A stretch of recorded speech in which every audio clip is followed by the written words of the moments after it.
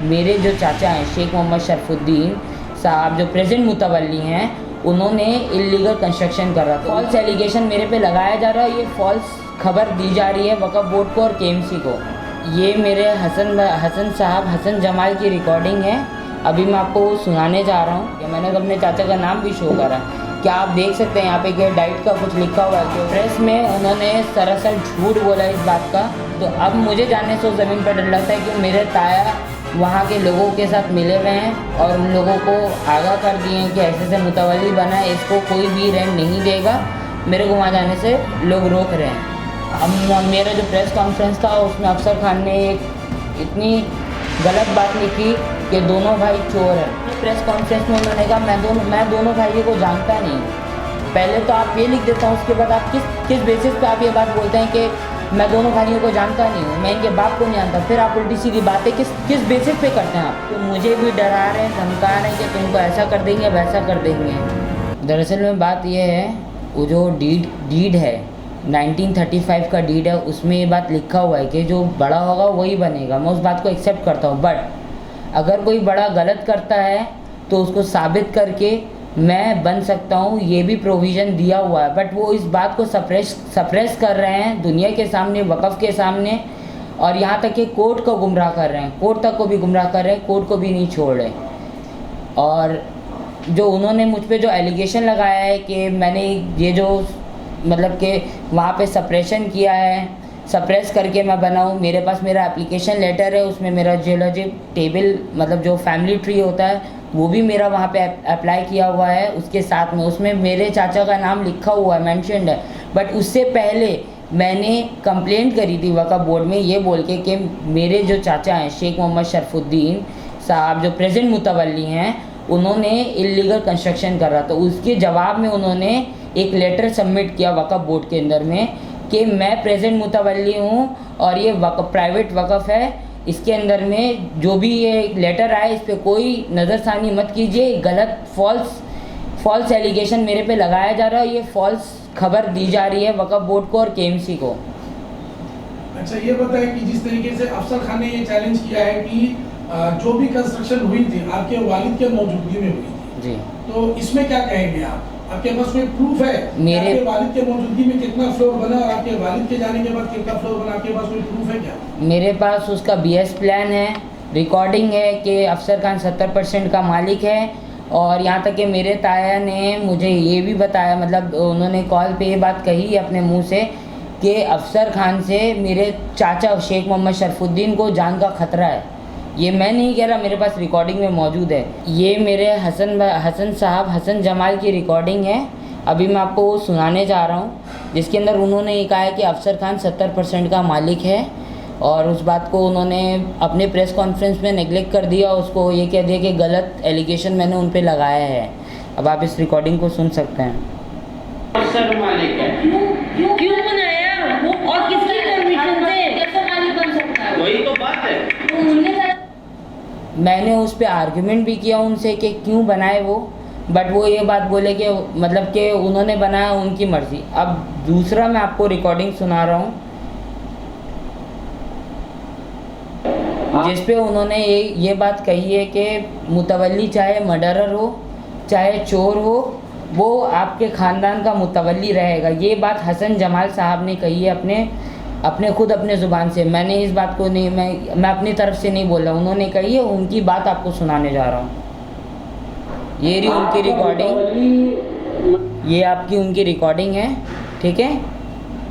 चोर हो, गुंडा हुआ, माने मर्डर केस किया हुआ हो, अपने खानदान का वो मुतवल्ली है।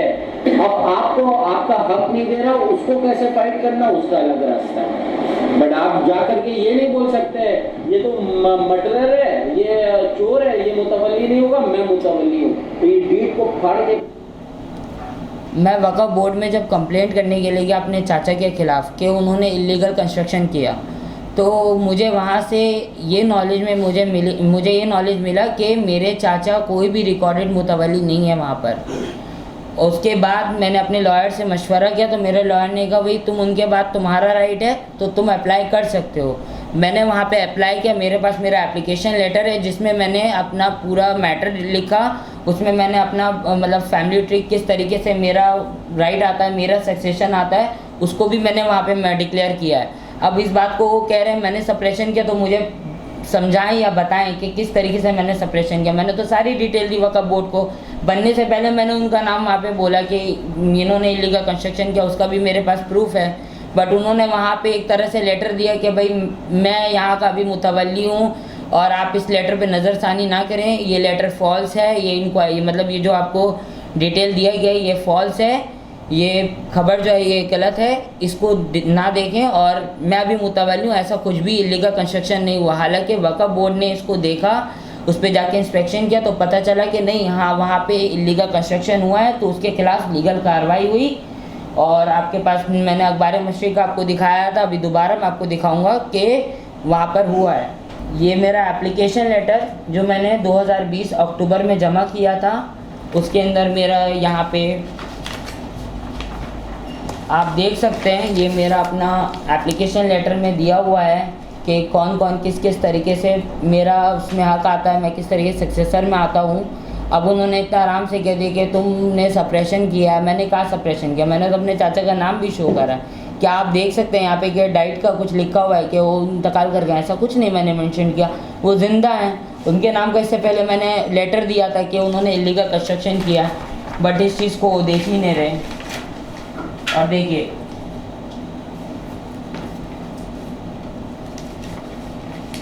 उन्होंने वक्फ बोर्ड में लेटर दिया है ये बोल करके कि इस पे निगाह, इस पे नज़रसानी मत करें, ये गलत इन्फॉर्मेशन है जो अब्दुल्ला मुहिउद्दीन ने दी है।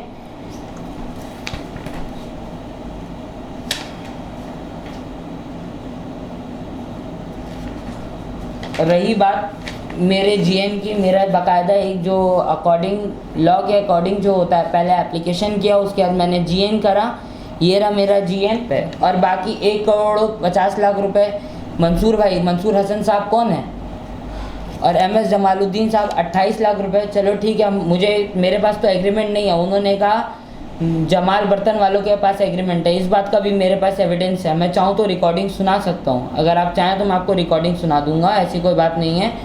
और रही बात उन्होंने जो कहा कि हाँ प्रेस में उन्होंने सरासर झूठ बोला इस बात का कि यहाँ पे जो अपने प्रेस में उन्होंने कहा वो सारी बातें झूठे हैं, उस बात का भी मेरे पास एविडेंस है। उन्होंने खुद इस बात को एक्सेप्ट किया है कि प्रेस में जो हमने कहा वो झूठ बात बोली है। मैं चाहूँ तो उस बात को रिकॉर्डिंग में सुना सकता हूँ। ये लेटर जो आप लोग देख रहे हैं मेरे टेनेंट की तरफ से मुझको मिला है, ये बोल करके कि हम लोग आपका जो लेटर है उसको रिफ्यूज़ करते हैं। ये मेरे चाचा ने एक फ़ॉल्स लेटर बना के मुझे भेजा है, फॉल्स सिग्नेचर इसमें हुए हुए हैं, क्योंकि टेनेंट ने खुद एक्सेप्ट किया है कि जो लेटर आप हमें दिखा रहे हैं ये एक फ़ॉल्स लेटर है, हमने कोई ऐसे लेटर पे साइन नहीं किया। और लेटर तो, और टेनेंट तो खुद हमें कह रहे हैं कि आप हमको बिल दीजिए, हम आपको रेंट देंगे। तो ये किस बात का रिफ्यूज़ लेटर मेरे को मिला है? मेरे चाचा शेख मोहम्मद शरफुद्दीन साहब की तरफ से मिला है ये लेटर। एक तरह का फॉल्स लेटर मुझे मिला है, एक 100 कैनिंग स्ट्रीट से और एक 1 तारचंद दत्ता स्ट्रीट से, दोनों जगह से मुझे लेटर भेजा है। देख सकते हैं आप लोग, ये देखिए, देख सकते हैं आप लोग। और रही बात नारकल डांगा की, तो मेरे वालिद साहब अपनी ज़िंदगी में बहुत लड़ाई करे इसके लिए। आखिरकार लड़ाई करके 2010 में जब उनके पास वो प्रॉपर्टी उनके हाथ में आ गई थी, तो एक डेवलपर आता है, वो बोलता है कि हमें आपके साथ एक एग्रीमेंट करना है जो आपकी ज़मीन को हम डेवलप करेंगे। 2010 के बाद से वो ज़मीन पे मेरे बाप का जाना दुश्वार कर दिया लोगों ने, मेरे ताया ने, मेरे जमाल साहब ने और बाकी और लोगों ने डरा डरा के कि आप मत जाइए। उनका एक मैनेजर है, जॉयदीप चौधरी नाम है, वो इतना डराया मेरे वालिद साहब को कि भाई जाइएगा तो मार देंगे। अल्हम्दुलिल्लाह बड़ा बोलकर सर नीचा, मैं अपने मुतवल्ली जब मैं बन गया, मेरा जब अपॉइंटमेंट लेटर आ गया मेरे हाथ में, तब मैं उस ज़मीन पे गया, उस ज़मीन का सर्वे किया, उस ज़मीन को देखा। लोगों ने मुझसे पूछा कि आप मुतवल्ली हैं? मैंने कहा जी मैं मुतवल्ली हूँ, अभी इस ज़मीन का यहाँ पे प्रेजेंट मुतवल्ली हूँ। तो उन लोगों ने कहा अच्छा ठीक है, हम लोग आपसे बात करेंगे। उसके बाद पता नहीं फिर लोगों ने वही जो मेरे अब्बू के साथ दोहराई गई थी वही चीज़ें मेरे साथ भी हुई। तो अब मुझे जाने से उस ज़मीन पर डर लगता है, क्यों मेरे ताया वहाँ के लोगों के साथ मिले हुए हैं और उन लोगों को आगाह कर दिए हैं कि ऐसे से मुतवल्ली बना है, इसको कोई भी रेंट नहीं देगा। मेरे को वहाँ जाने से लोग रोक रहे हैं। उस बात का मेरे पास एविडेंस है, मेरे ताया ने कहा है इस बात को कि वहाँ जाने से तुम देखो तुमको लोग पकड़ के मारेंगे। आप बताइए इसका मतलब उनका इन्वॉल्वमेंट है कि नहीं है? मैंने कोई गलत एलिगेशन थोड़ी लगाया है।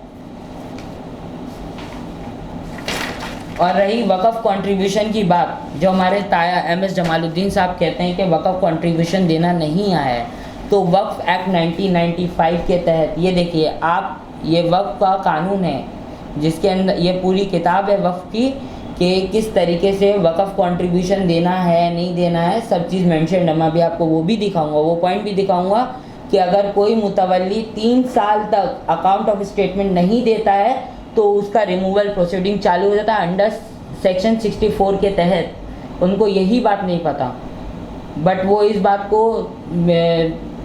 मतलब नज़रअंदाज कर रहे हैं। और उन्होंने कहा, इतना अच्छा एक्सक्यूज़ दिया अपने प्रेस कॉन्फ्रेंस में कि उनको हार्ट की प्रॉब्लम थी। मेरे वालिद साहब को भी हार्ट की प्रॉब्लम थी, उन्होंने उसके बावजूद उन्होंने अपना नाम रिकॉर्ड कराया, केसेस लड़े, वक़्फ़ प्रॉपर्टी जो पूरी तरह से गलत लोगों के हाथों में चली गई थी उसको निकालने की कोशिश किए।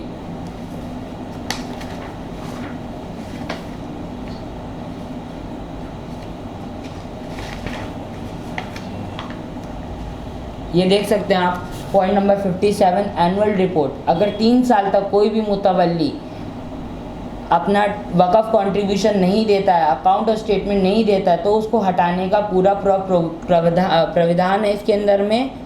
ये सुप्रीम कोर्ट भी मानेगा, वक़्फ़ बोर्ड भी मानेगा, चाहे हाई कोर्ट हो वो भी मानेगा, हर कोई मानेगा। ये कॉन्स्टिट्यूशन में से पॉइंट निकाल के दिया गया है, ये मेरे घर का पॉइंट नहीं है। और रहा एनुअल कॉन्ट्रीब्यूशन पेबल बाय मुतवल्ली, ये भी आप लोग देख सकते हैं। उसके अंदर में मुतवल्ली को पे करने का राइट है बिल्कुल, वो चाहे किसी भी वक़्फ़ प्रॉपर्टी का हो, चाहे वो चैरिटेबल ट्रस्ट हो, चाहे वो कोई प्राइवेट प्रॉपर्टी हो, किसी भी प्रॉपर्टी का हो, उसको देना पड़ेगा।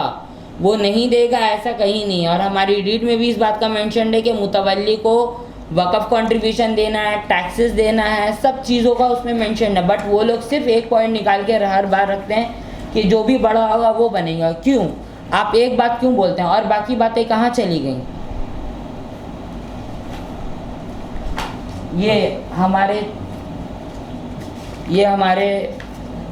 मेरा जो प्रेस कॉन्फ्रेंस था उसमें अफसर खान ने एक इतनी गलत बात लिखी कि दोनों भाई चोर हैं। पहले कमेंट ये करते हैं मेरे प्रेस कॉन्फ्रेंस के इसमें, उसके बाद में उन्होंने अपने प्रेस कॉन्फ्रेंस में उन्होंने कहा मैं दोनों भाइयों को जानता नहीं हूँ। पहले तो आप ये लिख देता हूँ, उसके बाद आप किस बेसिस पे आप ये बात बोलते हैं कि मैं दोनों भाइयों को जानता नहीं हूँ, मैं इनके बाप को नहीं जानता। फिर आप उल्टी सीधी बातें किस बेसिस पे करते हैं आप? और ये देखिए इन्होंने कहा कि हम लोगों को एंड ऑफ दी 2021 में पता चला कि अब्दुल्ला मोहिउद्दीन मुतवल्ली बना है। बट मैं आपको चैट दिखाऊंगा अपने चाचा शमीम चाचा की, जो वहाँ पे शमीम अहमद साहब जो बैठे हुए थे उनकी चैट है। उसमें उन्होंने खुद लिखा है कि पूरे आलम को पता है, पूरे आलम को, कि आप मुतवल्ली के लिए अप्लाई करें और आप मुतवल्ली बन गए। बहुत पहले से पता है, कुल आलम को मालूम है। आप खुद सोचिए, कुल आलम को मालूम है, तो आपने फिर इस तरीके से बात क्यों बोली अपने प्रेस कॉन्फ्रेंस में कि हमें 2021 के आखिर में पता चला? और रही दूसरी बात, उनकी जहनियत देखिए कि वो कहते हैं कि वक़्फ़ प्रॉपर्टी तो बेची जा सकती है। आपको तो मैंने उनको चैट में एक बात कही कि वक़्फ़ प्रॉपर्टी बेची नहीं जा सकती है। देखिए आप देख सकते हैं, ये जब का मामला है, जब अखबार मशरिक़ में आया था, मैंने उनको चैट में ये बात का जिक्र किया था फ़ोटो को स्वाइप करके कि ये जो है वक़्फ़ प्रॉपर्टी बेची नहीं जा सकती। तो उन्होंने कहा नहीं ऐसा कुछ नहीं, आपको वक़्फ़ के कानून का कुछ खबर नहीं है। फिर उनसे मेरी वर्बली बात हुई तो उन्होंने कहा बेटा आपको नहीं पता, प्रॉपर्टी बेची जा सकती है, उसका अपना एक तरीका है। तो आप लोग वक़्फ़ के कानून का धज्जियाँ उड़ाते हैं, वक़्फ़ डीड का धज्जियाँ उड़ाते हैं।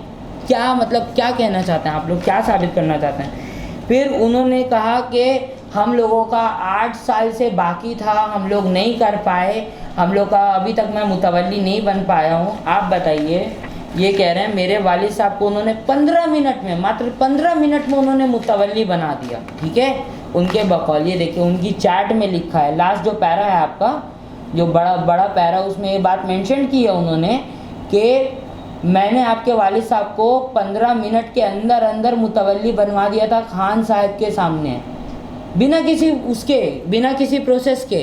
ये सरासर इल्ज़ाम है मेरे वालिद साहब पे, एक तरह इल्ज़ाम भुगतान लगा रहे हैं वो। मेरे पास उनका भी एविडेंस रखा हुआ है, मेरे पास उसका भी एविडेंस रखा हुआ है।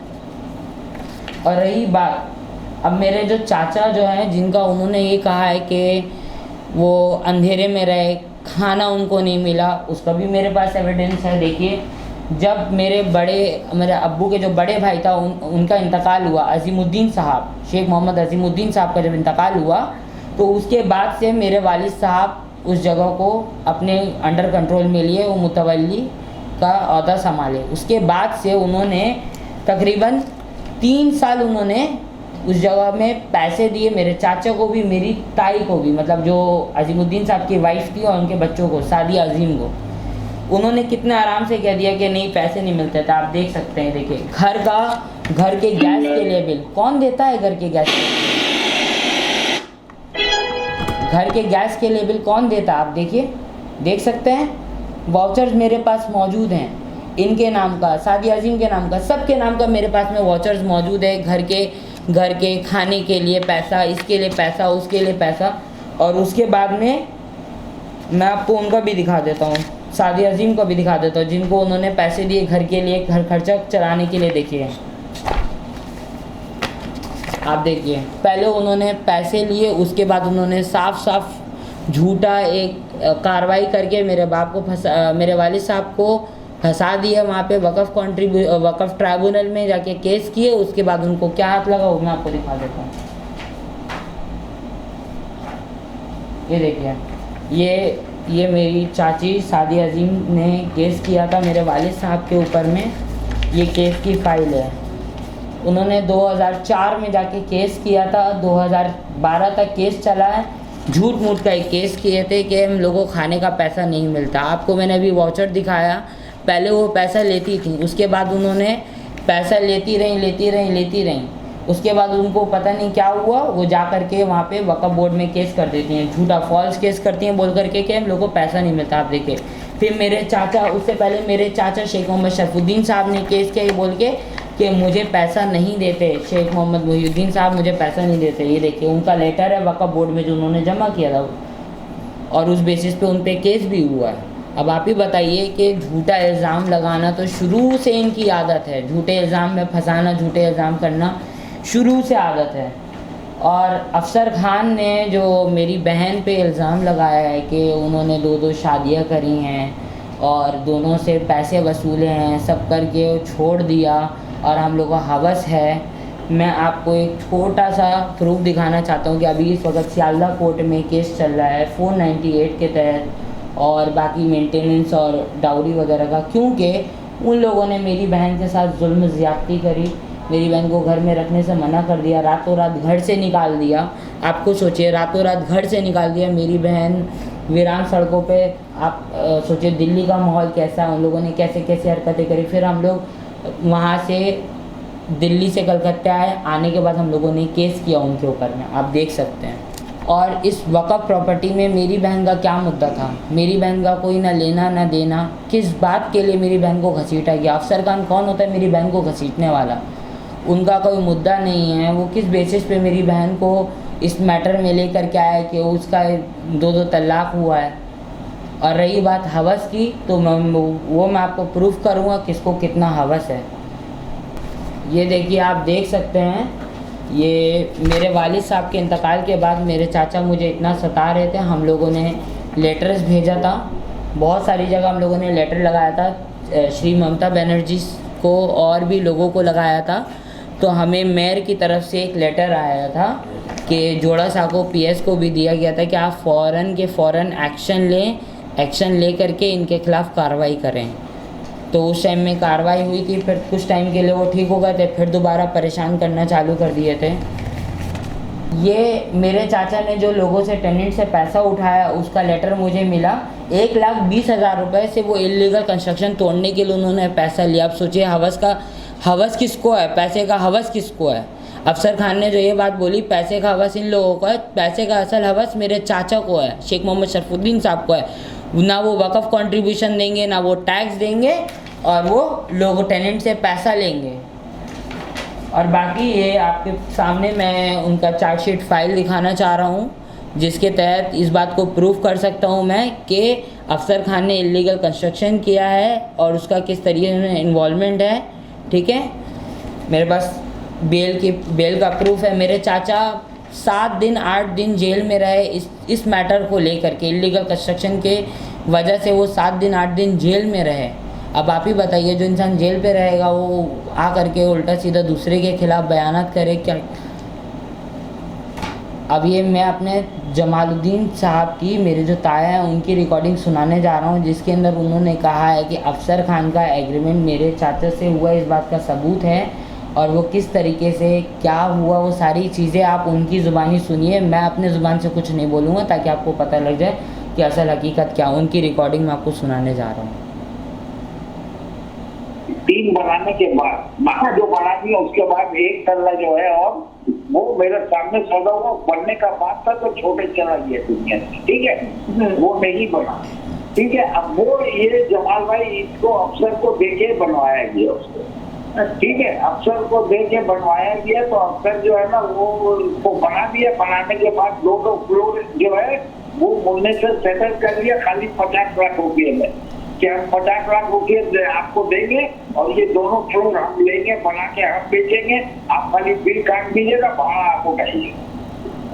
ये हमको सुनने में आया जैसे वो किया है। तो वो 50 लाख रुपये में क्या किया कि उससे सौदा करके 50 लाख रुपये में वो दोनों फ्लोर को दिया, बना के तुम बेचो, बेच के उठाओ पैसा, हमको भी दो 50 लाख रुपया, और तो उसका भाड़ा जो उठेगा वो सब मेरा होगा। उन्होंने बोला वो सब मेरा होगा। ये बात हो क्या? बताओ तुम ही हमको 2 फ्लोर 4000 स्क्वायर फीट का अगर हम कम से कम पकड़ते हैं तो 3 करोड़ 20 लाख होता है, माने 4000 का 8000 करके कितना होता है? 8 4 32 है, तो 3 करोड़ 20 लाख रुपया वो सिर्फ 50 लाख रुपए में आप सौदा कर दिए उसको। अरे ठीक है, 50-50 में करते भाई, आधा तुम्हें जैसे हम किया था मजदूर लोग के साथ, 50 हमारा 50 आपका। तो बात ऐसा है कि हमको नहीं रखेगा, हमसे बात नहीं करेगा, जो देखना आएगा करेगा। उसके बाद वो मंसूर को भी उसमें घुसा लिया। अब मंसूर अलग हुआ है, वो बोल रहा है, सुना के मंसूर के बारे में बोला वो भी पैसा दिया है, ये क्या वो क्या क्या अल्लाह को मालूम। हम बोला हमको ये सब सुनना नहीं है।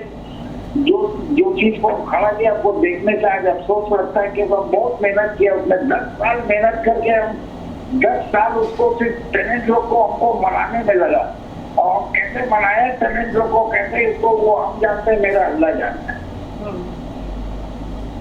मेरा तो सब अलग बात है, छोड़ो, जो हो गया वो हो गया।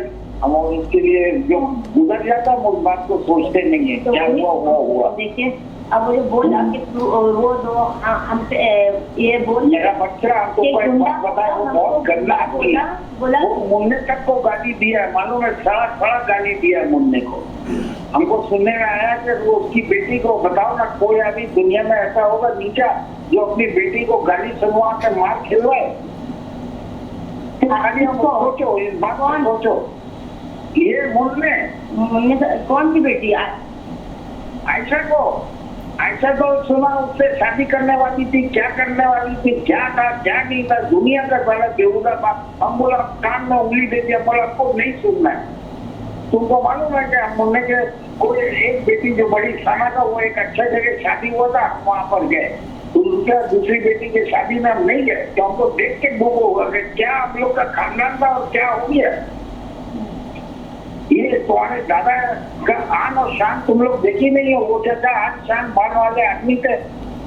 अब मैं आपको जो दूसरी रिकॉर्डिंग सुनाने जा रहा हूँ, इसके अंदर में उन्होंने खुद ये बात बोली है कि अफसर खान क्रेडिट कर रहा है चाचा को, 80 लाख रुपए के लिए बोल रहा है कि 80 लाख हमको दो। तुम्हारा भतीजा गया वक्फ बोर्ड में डिमांड कर रहा है मेरे चाचा से कि अब हमको कुछ नहीं सुनना, हमको 80 लाख रुपए चाहिए।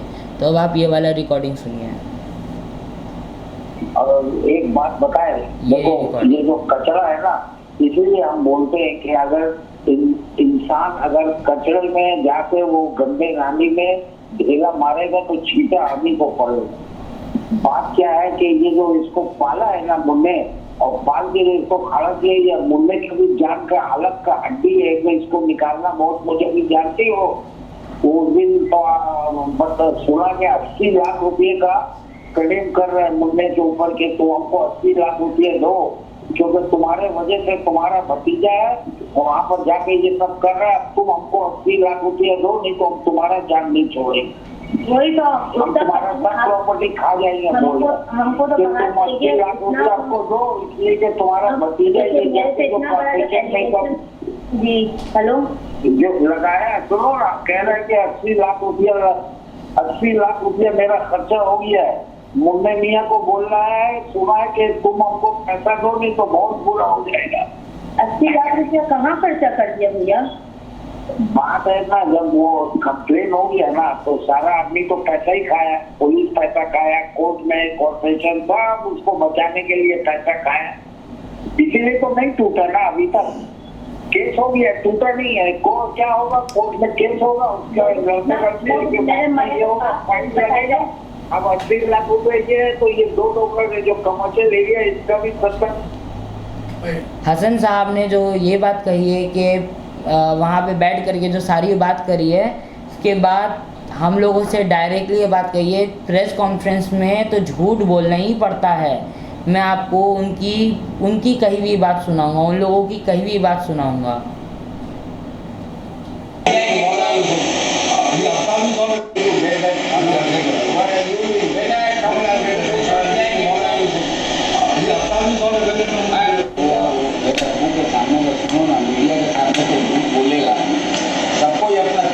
तुमने जो बात कहा वो सब सही कहा है। क्या चीज तुमने और बैठ के अब्दुल्ला ने कितनी बार गलत कहा? एक बात अब मैं आपको दूसरी एक और ऑडियो सुनाऊंगा जिसके अंदर मेरे अपने खुद के टेनेंट मेरे को धमका रहे हैं, डरा रहे हैं, ये बोल करके कि अगर आप इस मतलब मार्केट में आएंगे तो आपके खिलाफ कार्रवाई करी जाएगी।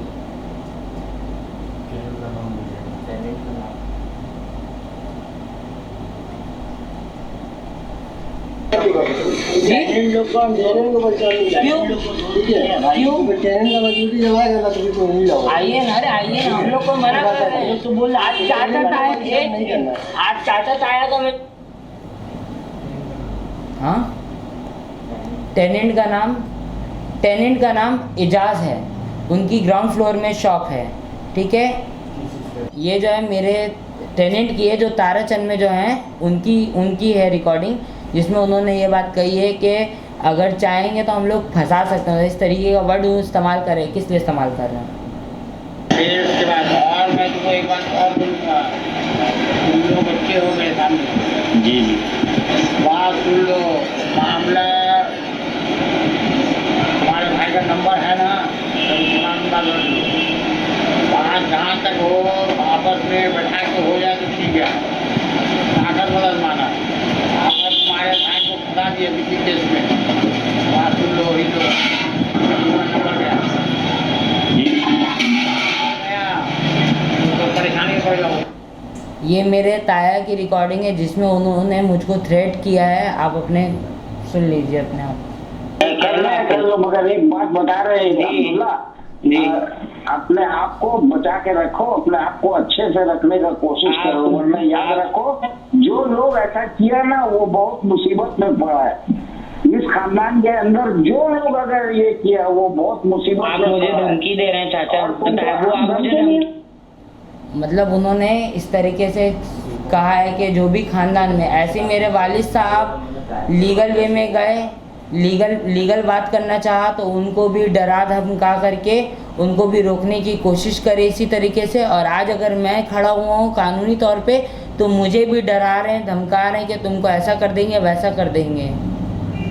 ये मेरे ताया मेरे को अभी 2 दिन पहले थ्रेट कर रहे हैं ये बोल करके कि मतलब मेरी बहन को कॉल करके कि वो मेरे को मतलब इस तरीके से डरा रहे हैं कि मैं उसको गायब करवा दूंगा और कितने दिन के लिए गायब कराऊंगा, मुझे ये सब पता नहीं।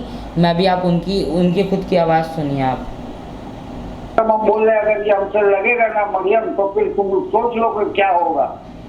वो फिर कहाँ जाएगा और कितने दिन के लिए जाएगा ये नहीं मालूम थी। कौन अब्दुल्ला बोला है? हाँ और जो भी मैंने आप लोग के सामने बात रखी है, मैंने तो जो एलिगेशन लगाया उसको मैंने विद प्रूफ आप लोग को दिया है।